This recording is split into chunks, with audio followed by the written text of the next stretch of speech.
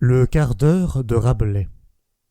Cette manière de caractériser le moment, toujours désagréable et quelquefois embarrassant, où il faut délier les cordons de la bourse, a pour origine une anecdote que tout le monde répète sans la garantir et que le bibliophile Jacob raconte ainsi.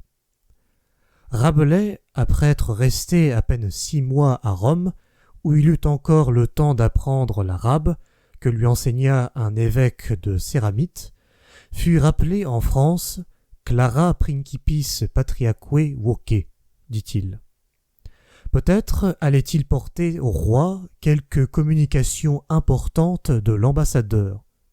On raconte qu'en arrivant à Lyon, il fut forcé de s'arrêter dans une hôtellerie, faute d'argent pour continuer sa route, et comme il ne voulait pas se faire connaître, de peur de compromettre le secret de sa mission, il imagina un singulier stratagème pour sortir de cet embarras, qui est passé en proverbe sous le nom de quart d'heure de Rabelais. Il s'était déguisé de manière à n'être reconnu de personne, et il fit avertir les principaux médecins de la ville qu'un docteur de distinction, au retour de longs voyages, souhaitait leur faire part de ses observations. La curiosité lui amena un nombreux auditoire, devant lequel il se présenta vêtu singulièrement et parla longtemps, en contrefaisant sa voix, sur les questions les plus ardues de la médecine. On l'écouta avec stupéfaction.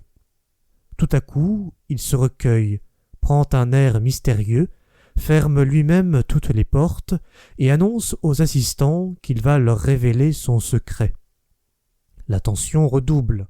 « Voici, leur dit-il, un poison très subtil, Boucon, que je suis allé chercher en Italie pour vous délivrer du roi et de ses enfants. Oui, je le destine à ce tyran qui boit le sang du peuple et qui dévore la France. » À ces mots, on se regarde en silence, on se lève, on se retire. Rabelais est abandonné de tous. Puis, peu d'instants après, les magistrats de la ville font cerner l'hôtellerie, on se saisit du prétendu empoisonneur, on l'enferme dans une litière et on l'emmène à Paris sous bonne escorte. Pendant le chemin, il est hébergé aux frais de la ville. On le traite même magnifiquement comme un prisonnier de distinction. Il arrive enfin à sa destination, frais et dispos. François Ier est prévenu de l'arrestation d'un grand criminel. Il veut le voir. On conduit devant lui Rabelais, qui a repris son visage et sa voix ordinaire. François Ier sourit en l'apercevant. « C'est bien fait à vous, dit-il en se tournant vers les notables de Lyon, qui avaient suivi leur capture. Ce m'est une preuve que vous n'avez pas peu de sollicitude pour la conservation de notre vie.